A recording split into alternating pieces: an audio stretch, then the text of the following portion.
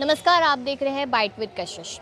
लगातार हम देख रहे हैं काफ़ी दिनों से बोधगया में प्रोटेस्ट चल रहा है और मांग सिर्फ इतनी है कि जो एक्ट 1949 है उसे जल्द से जल्द रद्द किया जाए। लेकिन इस वक्त अगर हम देश की परिस्थिति देखें तो पाकिस्तान से हमला, भारत जवाबदेही कर रहा है, उसको लेकर ये कहा जा रहा है कि शायद उस प्रोटेस्ट को रोका जा सकता है। लेकिन ये माना गया था, जिस तरीके से भंते विनाचार्य जो थे उन्होंने कहा था कि 12 मई को 12 लाख बोधगया पहुँचते हुए नजर आएंगे। तो कल का दिन काफ़ी ज़्यादा अहम है। इसी मुद्दे पर चर्चा करने के लिए मेरे साथ करुणाशील ब्रोशन जी है। तो सर, मेरा सीधा सवाल यही है कि कल का जो दिन है, जो बुद्ध पूर्णिमा है, वो इतनी ज़्यादा महत्वपूर्ण क्यों है, क्यों मनाई जाती है?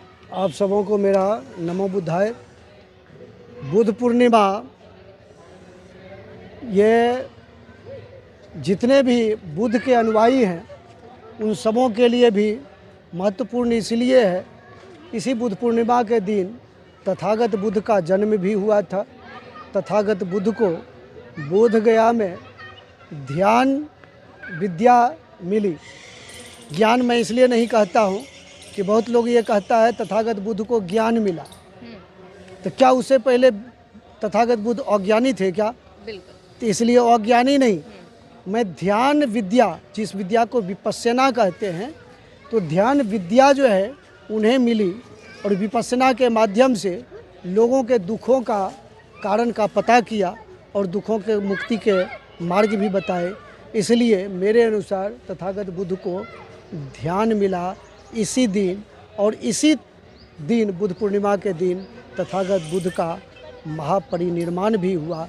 तो पूरे दुनिया में जितने भी बुद्ध को मानने वाले अनुयायी हैं, ये पर्व महत्वपूर्ण है जी।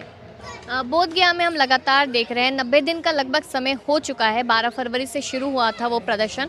उसको लेकर यही कहा गया है कि एक एक्ट ही तो है 1949 जिसमें बदलाव किया गया, तो उसमें एक बदलाव छोटा सा करना है, वो नहीं हो पा रहा है।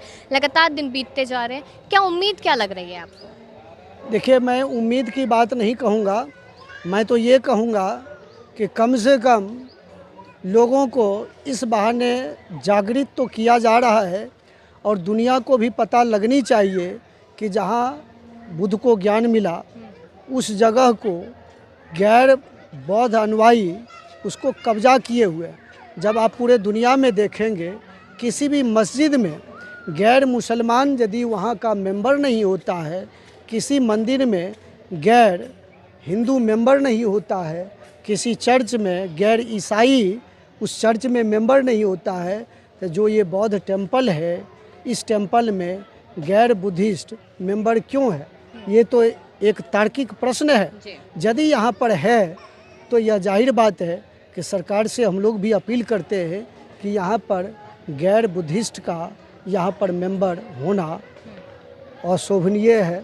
इसलिए इसे 1949 का जो बीटी एक्ट है उसे हटाया जाना चाहिए, क्योंकि उसमें 4 बौद्ध और 4 जो है उसमें ब्राह्मण है। मैं हिंदू नहीं कहूँगा कि वो हिंदू में सभी जात के अलग अलग रहते तो बात है, तो उसमें 4 बौद्ध है, 4 ब्राह्मण है और एक जो डीएम होता है वह भी हिंदू पहले तो था, लेकिन उसमें संशोधन किया गया।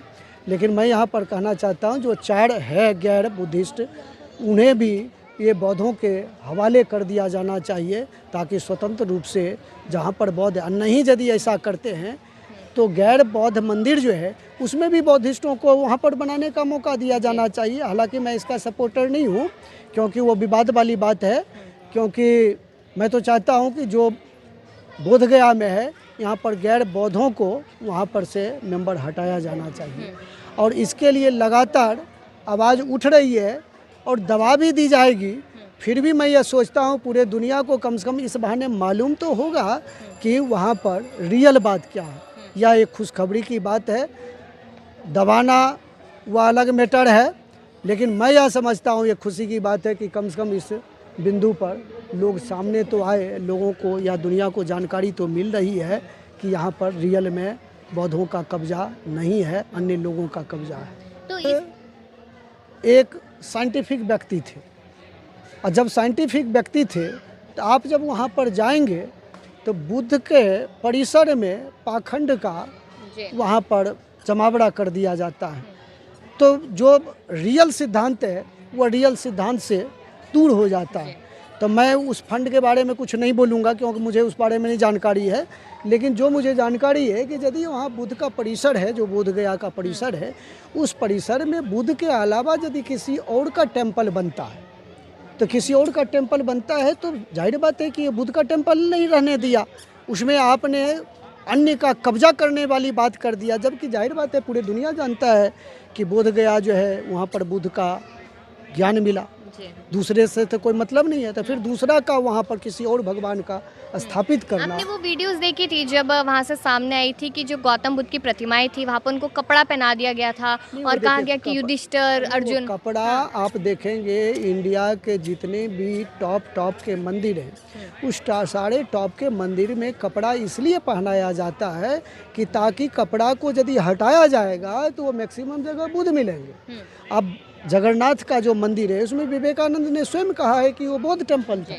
तो कपड़ा पहनाने का मतलब ये है कि कपड़ा पहनाने का क्या मतलब है? कपड़ा इसलिए पहनाया जाता है कि उसे पर्दा से ढका जाता है ताकि वो रियल में जनता नहीं जान पाए कि ये किसकी मूर्ति है, प्रतिमा है, इसलिए सभी जगह कपड़ा ओढ़ाया जाता है, ये मतलब है। नहीं तो अन्यथा कोई मतलब नहीं है कपड़ा ओढ़ाने का। लेकिन वहाँ पर जो ब्राह्मण हैं वो कह रहे हैं कि यहाँ पे शिव टेम्पल हमने बना रखा है, इस पर हम पूजा करते, लोग पिंडदान करने आते हैं, हमारी आस्था को ठेस पहुँचा रहे हैं। आप यहाँ पर सवाल यह है कि आपको यहाँ सभी के जड़ में पुरातत्व विभाग को निष्पक्ष रूप से कार्रवाई करने देना जरूरी है। 1837 से तो पहले कहाँ बुद्ध थे पता ही नहीं चल रहा था, ढक दिया गया था।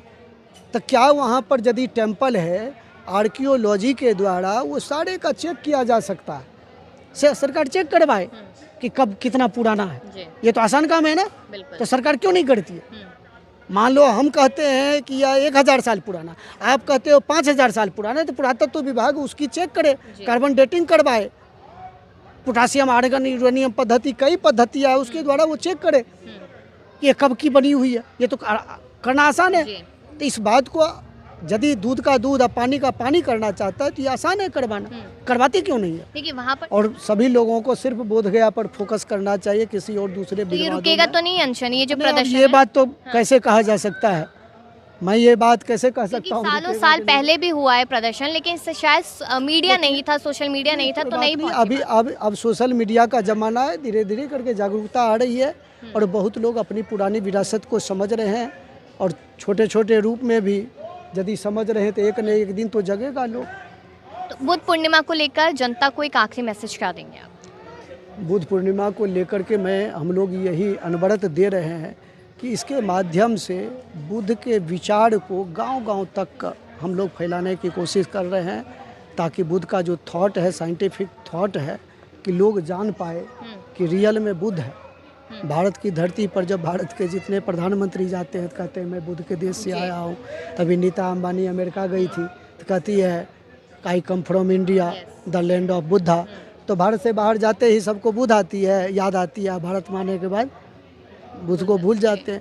तो इसलिए जनता को जानना जरूरी है, नेता से ज़्यादा जनता को जानना जरूरी है कि भारत जो है ये बुद्ध की धरती है। तो इसलिए बुद्ध की धरती है तो बुद्ध के सिद्धांत को जनता के बीच में बताने की जरूरत है। बहुत बहुत शुक्रिया आपका सर। नमो बुद्धाय बोलते हैं, इसका अर्थ आपके बुद्धि को नमन करता हूँ। और बहुत लोग यह कहेंगे कि तथागत बुद्ध को नमन करते हैं। तो विभिन्न संप्रदाय के लोगों का क्या है मामला यह समझिए। कोई कहते हैं बाबा की शरण में आ जाओ दुख दूर हो जाएगा, कोई कहता है अल्लाह की शरण में आओ दुख दूर हो जाएगा, कोई कहता है भगवान की शरण में आओ दुख दूर हो जाएगा, कोई कहता है सूर्य की पूजा करो, चांद की पूजा करो, धरती की पूजा करो, पेड़ की पूजा करो। लेकिन बुद्ध कहते हैं अत्त दीपो भव, यानी अपना दीपक स्वयं बनो। बुद्ध अपने शरण में किसी को नहीं बुलाते हैं। अत्त दीपो भव, तब इसका यदि यह अर्थ हुआ कि अपना दीपक स्वयं बनो, तो इसका मतलब है कि बुद्ध की शरण में नहीं जाना। बुद्ध के विचार को का अनुकरणीय है। बुद्ध का विचार जो है उनको फॉलो करना है। इसलिए बुद्धं शरणं गच्छामि। नमो बुद्धाय हम लोग बोलते हैं, तो नमो बुद्धाय शब्द आप लोगों को लगता होगा कि ये वर्तमान का शब्द है। ये वर्तमान का शब्द नहीं है। श्रीनिवासन नामक पुरातत्ववेत्ता, तेलंगाना में मंदिरा नदी है, उस नदी में एक पत्थर पर नमो बुद्धाय लिखा हुआ मिला और पुरातत्ववेत्ता ने उस पत्थर का समय का जब आकलन किया तो ईस्वी पूर्व का वह लेखनी था। इसका मतलब यह नमो बुद्धाय वर्तमान का प्रचलन नहीं है।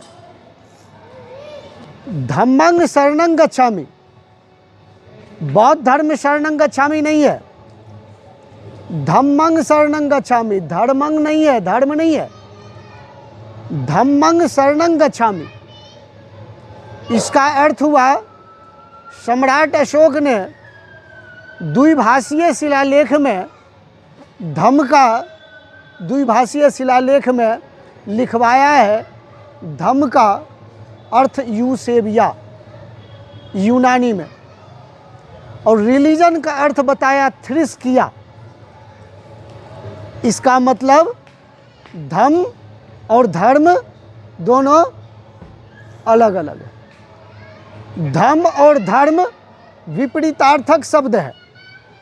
विपरीतार्थक इसलिए कि दुनिया में जितने भी धर्म है वह कहीं न कहीं स्वर्ग नरक, ईश्वर के आस्था में, किसी खास पूजा पद्धति में विश्वास करता है, जबकि धम्म इसे नकारता है। इसलिए धम्म और धर्म दोनों अलग अलग है, विपरीतार्थक शब्द है।